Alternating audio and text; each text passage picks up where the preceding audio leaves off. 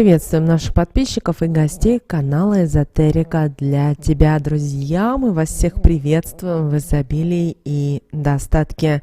Сегодня в этом видео мы с вами уделим внимание великому церковному празднику, который мы все с вами будем отмечать 7 января.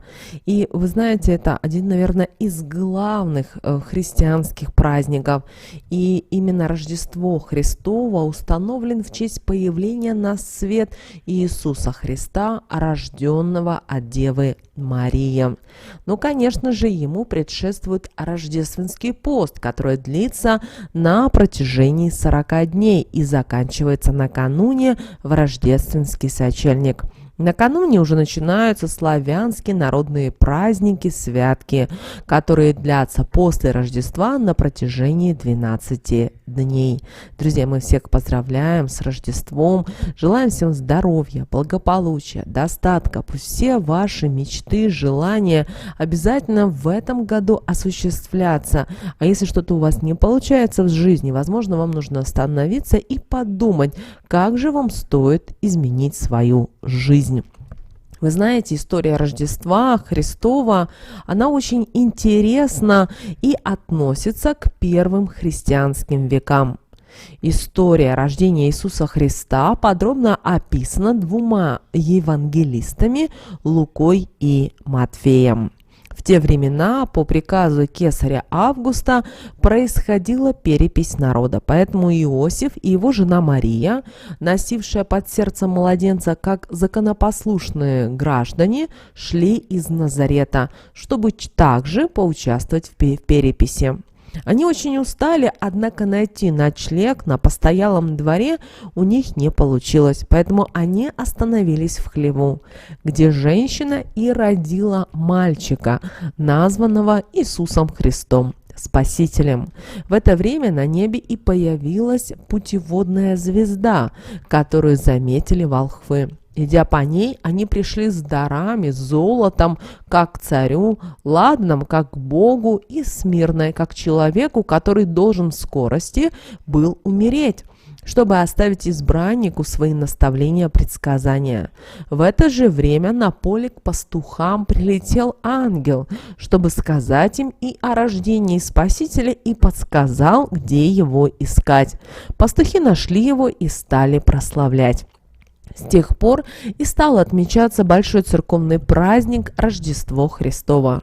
К нему все мы с вами готовимся 40 дней, придерживаясь рождественского поста с 28 ноября по 6 января, запрещающего в сочельник употреблять пищу до появления первой звезды на небе. Она олицетворяет путеводную звезду, которая указала путь волхвам. Хотя Христос и родился 6 января, но поскольку муки рождения были длительными, было принято начинать празднование с 7 января и отмечать после еще 3 суток. В этот день верующие, вспоминая великое чудо рождения, собираются в храмах, где проводятся праздничные богослужения. Также 7 января принято ходить в гости или приглашать гостей в свой дом. Хорошая народная примета, если первыми в этот день в дом зайдут 2 мужчин. Тогда в течение года в жилище не будет ссор и раздоров. А вот если первый порог переступит женщина, то домочадцев ждут болезни и несчастья. 7 января на праздничный стол ставили пирог, в который заранее прятали монетку.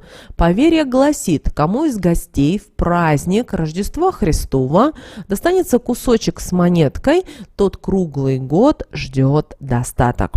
Сочная и хорошая на вкус рождественская кутья принесет силы и крепкое здоровье на целый год. Обычаи говорят, на рождественском столе нужно зажечь свечи.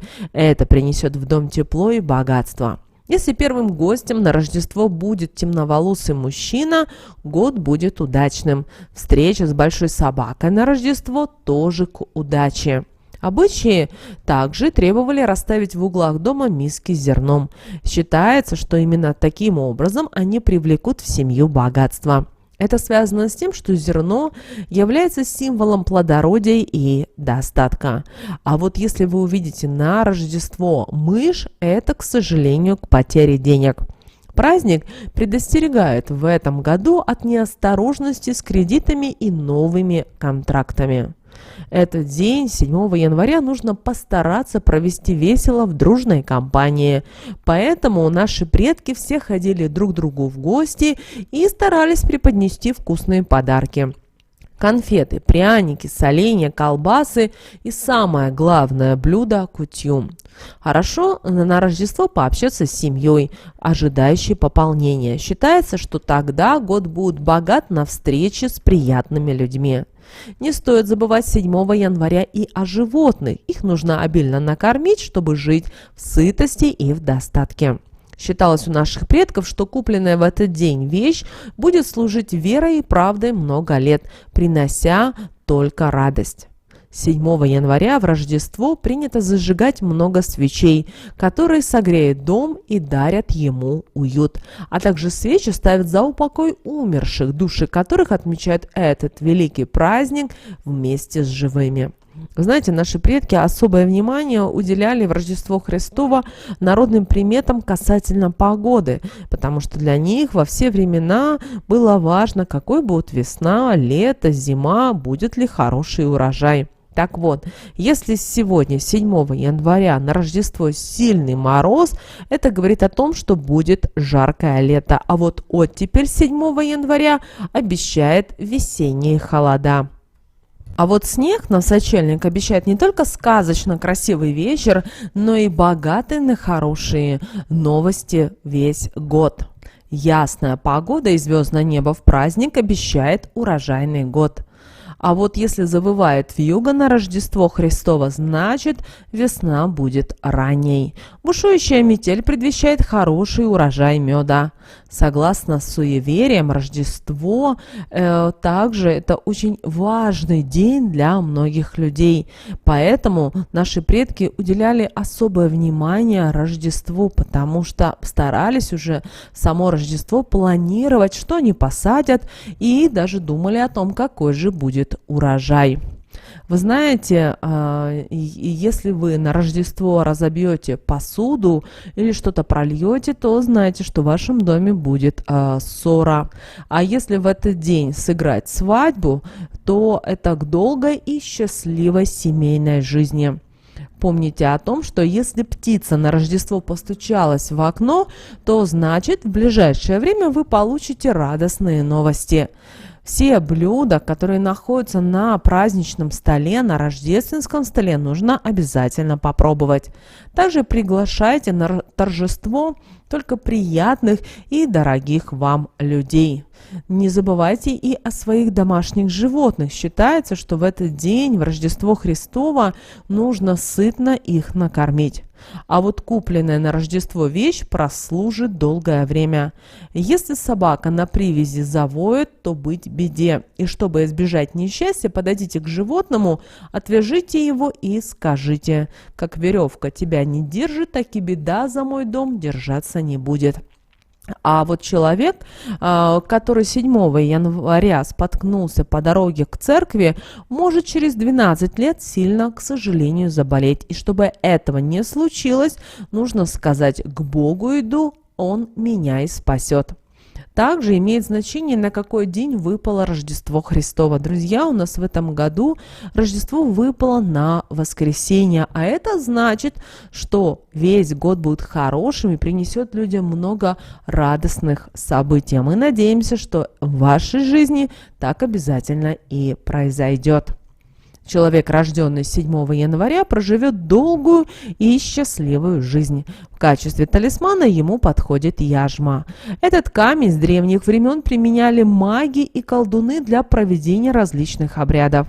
Яшма снимает негативную энергию, накопившуюся в человеческом организме, и обостряет дар предвидения и интуицию. У снов на Рождество особенный смысл и сила. Из них можно узнать о том, каким будет следующий год. Увиденное может и порадовать, и насторожить. Однако мы не советуем наделять эти сновидения особым значением, да и их трактовка отличается от снов в обычные дни. Сны, приснившиеся на сочельник, нужно запомнить, особенно если они рассказывают об исполнении ваших желаний и даже называют время их исполнения. Например, сны об успехе в карьере совершенно точно означают профессиональные достижения осенью.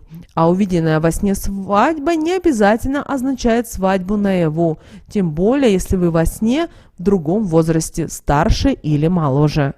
Рождественские сны судьбоносные и содержат подсказки о том, как правильно поступить в реализации планов и желаний, как обезопасить себя и уберечься от неудач. Как правило, сбываются эти сновидения в течение 5 лет. Что же можно, друзья, делать в Рождество Христово 7 января? Рождество Христово имеет уходящие вглубь веков традиции. Всякий, кто хочет привлечь удачу и счастье, обязан все-таки придерживаться определенных правил, которые нам достались от наших предков. Во-первых, совершать покупки. Вы знаете, рождественская традиция говорит, что, совершая покупки в Рождество Христово 7 января, вы притягиваете финансовый достаток в будущем. Обязательно посетите 7 января и храм. Нигде больше вы не найдете столь плотной концентрации рождественского духа, как в православных церквях. Посещение храма в святой праздник подпитает вас только положительной энергетикой. Но также помните о том, что шить, вязать и вышивать – это всякого рода кропотливый труд. Важно, чтобы то было не пустое развлечение, но продиктованное необходимостью действия. Еще лучше, если все сшитые или связанные в Рождество вещи вы подарите своим близким. Есть мясо, яйца, рыбу и все то, что запрещено употреблять в пищу во время поста. Важно понимать, что из поста все-таки следует выходить плавно. Ни в коем случае не употребляйте излишнее количество пищи. Переедание не только противит основам христианских догматов, но и вредит вашему здоровью. Теперь давайте поговорим о том, чего же нельзя делать 7 января в Рождество. Вы знаете, много запрещающих народных примет было связано с рождественской едой. Считалось в народе, что ни одно блюдо не должно было остаться нетронутым, иначе год будет голодным. Также под запретом было выбрасывание остатков еды. Ее отдавали, как правило, животным. Считается, что таким образом они будут здоровые и крепкие. Запрещалось 7 января надевать на себя старые вещи, даже если они чистые и выстиранные. Тот, кто ослушается запрета, будет жить в нищете, а также на него будут сыпаться разные неприятности. По народным приметам сегодня нельзя было и варить кисель, можно призывать в свой дом смерть. Не разрешалось на Рождество стирать, делать уборку, а также рыбачить и охотиться, иначе весь год проведете в бесполезной работе. Также нельзя сквернословить и выяснять отношения. Таким образом, можно навредить своим предкам, отнять веру во спасение. Нельзя отказывать в этот день и в милостыне. Иначе считается, что в будущем самому человек может оказаться в таком положении. Также 7 января запрещено покупать веревки, нитки, проволоку и другие предметы, на которых можно повеситься. В народе верили, что тот, кто это сделает, привлечет в свою семью проклятие. Кто-то из родных может закончить свою жизнь самоубийством через повешение. Мусор, собранный в этот день, нельзя было выбрасывать. Его нужно только сжигать, а пепел пускать по ветру. Тогда считается, что нечисть не будет беспокоить в течение всего года. Не разрешалось народными поверьями, чтобы 7 января первой в дом заходила женщина, так как боялись, что тогда семью замучают болезни. Также не стоит пить в этот день воду. Наши предки верили, что с каждым глотком сокращаются и годы жизни, поэтому и заменяли водичку компотами, отварами и вкусными чаями. Также в Рождество запрещается поднимать найденные на дороге деньги, иначе могут случиться убытки. Зато ювелирные украшения и подковы надо обязательно забрать себе, ведь они сулят богатство и удачу. Также обращаем ваше внимание, нельзя, чтобы на новогодней елке 7 января вместо звезды было другое украшение, поскольку это серьезное нарушение христианских канонов, что чревато последствиями. Могут начаться семейные ссоры, проблемы с детьми и неприятности любовного характера. Вот такой, друзья, у нас с вами великий день 7 января, Рождество Христово. Мы еще раз всех поздравляем, желаем всем самого-самого наилучшего. Девочки и мальчики, прямо в комментариях давайте поздравим друг друга с Рождеством Христовым. Помните о том, что то, что мы отправляем, обязательно и к нам вернется. Поэтому пишем только самые лучшие и искренние пожелания. А прямо сейчас на экране, друзья, вы видите 2 всплывающих окна. Это следующие рекомендованные видео для вас. Нажимайте на то видео, которое вам на интуитивном уровне понравилось больше. И смотрите, друзья, всех вам мыслимых и немыслимых благ. Услышимся с вами уже буквально в следующем видео.